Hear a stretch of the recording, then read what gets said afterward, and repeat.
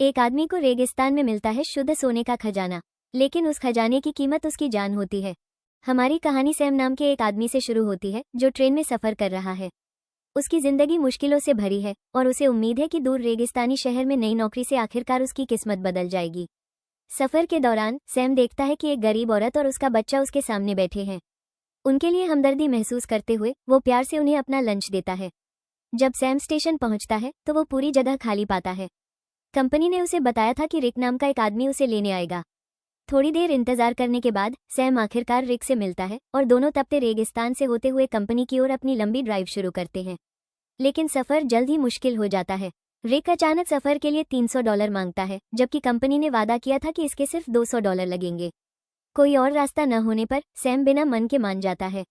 गर्मी बर्दाश्त से बाहर हो जाती है और जब सैम कार का एक्ट चालू करने की कोशिश करता है तो रिक गुस्से में उसे रोक देता है और चेतावनी देता है कि इससे इंजन खराब हो सकता है। जल्द ही उनका टायर पंक्चर हो जाता है और रिक सैम को उसे खुद बदलने का ऑर्डर देता है। टायर ठीक करते समय सैम पास में दो कुत्तों के बीच एक भयानक लड़ाई देखता है जिससे वो हिल जाता है। आखिरकार टायर ठीक करने के बाद वे अपना सफर जारी रखते हैं और बाद में रात में एक छोटी सी आग जलाने के लिए रुकते हैं। बातचीत के दौरान सैम बताता है कि वो यहाँ एक बेहतर जिंदगी की उम्मीद में आया था, लेकिन रिक उसे चेतावनी देता है कि जिस जगह वे जा रहे हैं वो बेरहम है और वहाँ ईमानदार लोग मुश्किल से ही जिंदा रह पाते हैं। सैम चुपचाप जवाब देता है कि जो भी आएगा वो उसका सामना करेगा। अगली सुबह उनका सफर फिर से शुरू होता है। इस बार सैम गाड़ी चला रहा होता है जबकि रिक सो जाता है। उसे पता नहीं होता कि उनकी जिंदगी हमेशा के लिए बदलने वाली है। बहुत ज्यादा गर्मी की वजह से सैम चुपके से कार का एक्ट चालू कर देता है, लेकिन कुछ देर बाद इंजन अचानक काम करना बंद कर देता है। रिक जाग जाता है और गुस्से में चिल्लाता है कि उसने सैम को पहले ही एक्ट को हाथ न लगाने की चेतावनी दी थी। गुस्से और निराशा में रिक कार से बाहर निकल जाता है जबकि सैम माफी मांगता रहता है, जिससे रिक और भी चिढ़ जाता है। थोड़ी देर बाद सैम शौच के लिए चला जाता है। वहीं खड़े खड़े उसे अचानक जमीन पर कुछ चमकता हुआ दिखाई देता है। जब वो पास से देखता है तो वो ये देखकर चौंक जाता है कि यह असली सोने का टुकड़ा है। उत्साहित होकर सैम तुरंत रिक को बुलाकर उसे चेक करने के लिए कहता है। रिक लाइटर से पत्थर को टेस्ट करता है और कंफर्म करता है कि यह सच में असली सोना है। दोनों आदमी जल्दी से खुदाई शुरू कर देते हैं, इस उम्मीद में कि वे जमीन से सोने का बड़ा पत्थर निकाल लेंगे। वे सब कुछ करने की कोशिश करते हैं, खुदाई करना, रस्सी से खींचना, लेकिन सोना इतना भारी होता है कि उसे हिलाया नहीं जा सकता।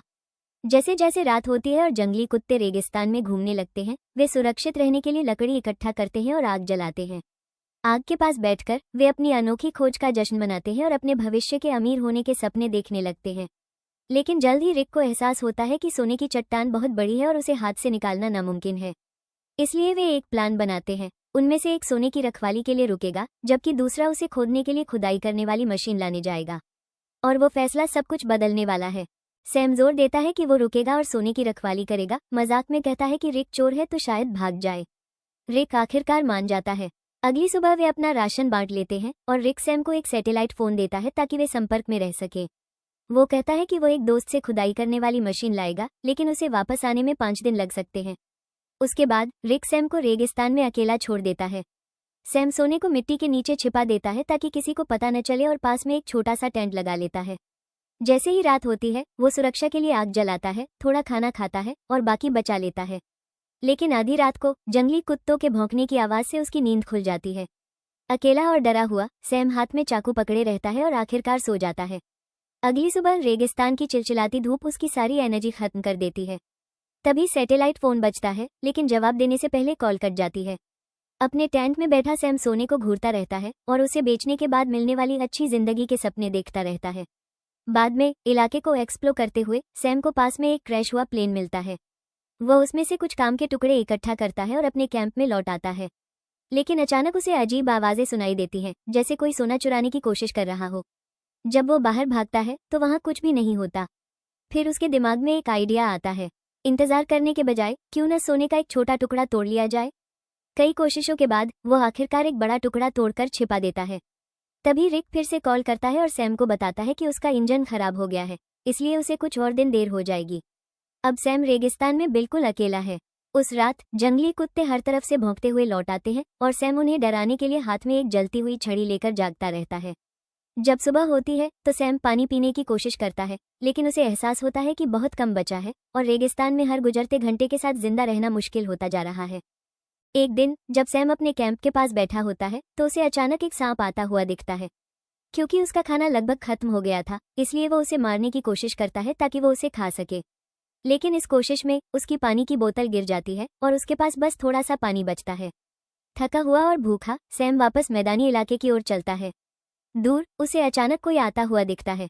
घबराकर वो जल्दी से क्रैश हुए प्लेन के अंदर छिप जाता है। लेकिन वो आदमी बार बार पास आता है और उसे आवाज देता है।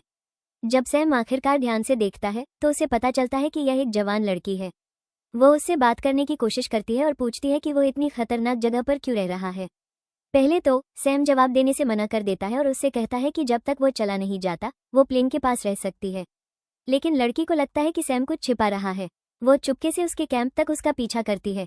सैम घबरा जाता है और उसे भगाने की कोशिश करता है, लेकिन वो मना कर देती है। जल्द ही उसकी नज़र सोने की एक बड़ी चट्टान पर पड़ती है। हैरान होकर वो कहती है कि सैम इतना खजाना अकेले नहीं रख सकता और आधे सोने की मांग करता है। ये सुनकर सैम पूरी तरह से कंट्रोल खो देता है। लालच और डर से अंधा होकर वो एक डंडा पकड़ता है और उसके सिर पर मारता है, जिससे वो तुरंत मर जाती है। जैसे ही वो गिरती है सैम को एहसास होता है कि उसने क्या किया है। डरकर वो जल्दी से उसकी बॉडी रेत में दबा देता है। लेकिन बाद में वो एक कुत्ते को बॉडी खोदकर बाहर निकालने की कोशिश करते हुए देखता है, इसलिए वो बॉडी को वापस बाहर निकालता है और सबूत छिपाने के लिए उसे पूरी तरह से जला देता है। अगले दिन रिक आखिरकार उसे फोन करता है।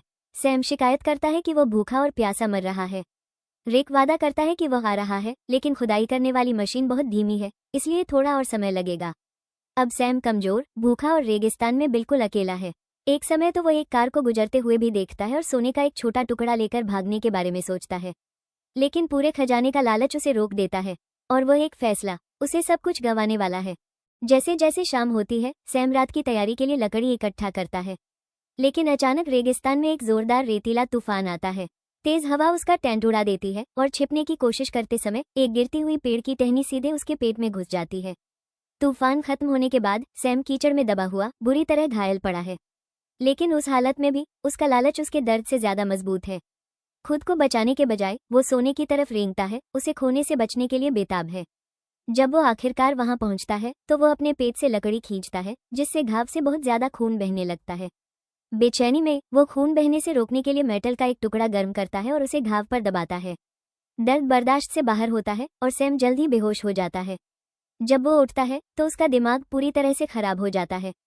उसे वो लड़की हर जगह दिखने लगती है जिसे उसने मारा था। वो यह नहीं बता पाता कि यह असली है या बस उसे बुरा लग रहा है। तभी सैटेलाइट फोन बजता है। ये रिक है। सैम डर के मारे चिल्लाता है, कहता है कि लड़की हर जगह है। रिक कंफ्यूज होकर उससे बस इतना कहता है कि पक्का कर ले कि किसी को सोना न मिले। लेकिन सैम अब इतना कमजोर हो गया है कि खड़ा भी नहीं हो सकता। जैसे ही वो जमीन पर तड़पता है अचानक वही लड़की फिर से दिखाई देती है, लेकिन इस बार बिना किसी घाव के।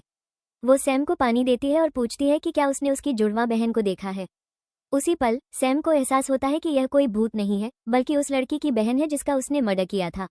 डरकर वो झूठ बोलता है और उससे कहता है कि उसने कुछ नहीं देखा। लड़की चुपचाप चली जाती है।